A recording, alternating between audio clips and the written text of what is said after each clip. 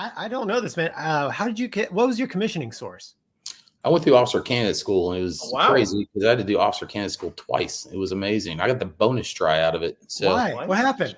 So I graduated college. I literally swore into the Navy two weeks before September 11th, 2001. Wow. I wound up graduating from college in 2002, and I went into the military in OCS. And during that time frame, when I went through OCS, one of my eyes failed. Basically, the sight test at NAMI, so I got the NAMI whammy. Wow. So they tried to convince me to go to the WISO route or go to the intelligence route or whatever for about 8 weeks. I kept on saying no, I want to be a fighter pilot. They kept on saying if you leave, you'll never come back. Wow. So finally, they got the message, and I was medically discharged in 2002. I had to go back and get corrective surgery done, and it's a big long story, but got corrective surgery done and reapplied 3 times after they turned me down.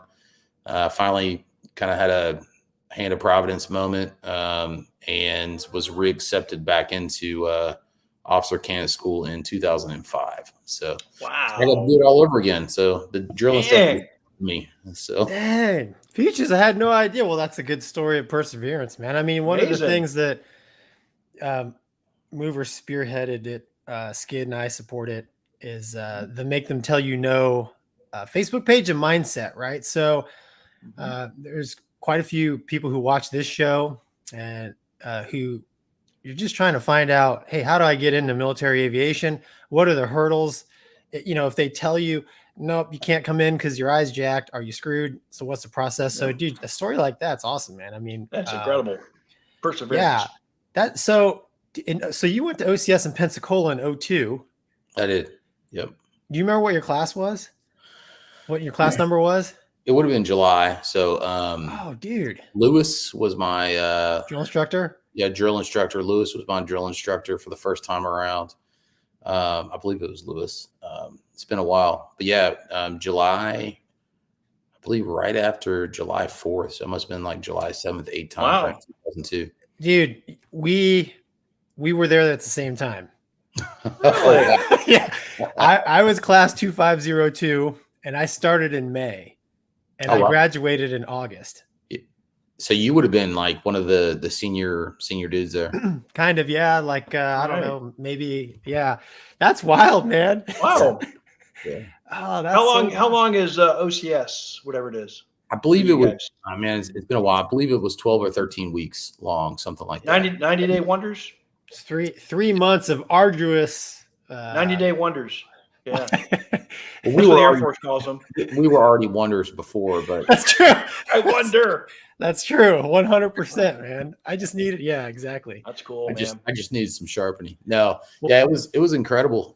Because I tell this story, but I was down to my last chance for getting in the Navy, because at the time the cutoff was like 27 and a half. I was like 25. Yeah. It takes about 8 to 10 months to reapply. So I reapplied 3 times. And during this time frame, I just think it's a story worth telling for perseverance and for people out there that are struggling. I went around, I kid you not, I would not take no for an answer. I went to the mayor of Jeffersonville, Indiana. I was running around all over the place. Wow. And I wound up sitting down at a VFW, and I was, telling everybody I could how much I needed to be a naval aviator, anybody that would listen. Wow. And this old dude says, tell me your story, this old gentleman. And he came back and he said, you're not going to believe this, but my son is the head over Bupers down in Millington, Tennessee. That's the that Bupers does the manning. For our listeners, Bupers does the manning for the Navy. It's like the HR department. So he called his son right there and put me on speakerphone. I talked to his son and said, hey, tell me your story. And then he said, drive down here. I'll interview you. And if you pass to Millington, Tennessee, I'll get you back in. So I literally was, I didn't think I was going to have another chance to get back in, because when you're administratively discharged, for medical, it's tough to get back in. Yeah. And I drove down there, put a suit on, and interviewed. And 4 days later, I was accepted back into officer candidate school in 2005. So that was my story. It's a pretty crazy story. I think he got you back in.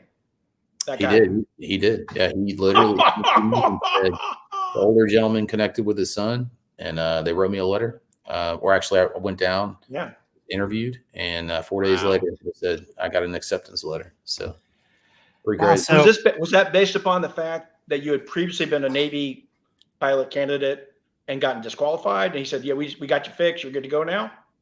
So I think what winds up happening is, and I've never worked at Bupers, but leading up to 2001, when I first got in, I did not have good grades in college, not at all.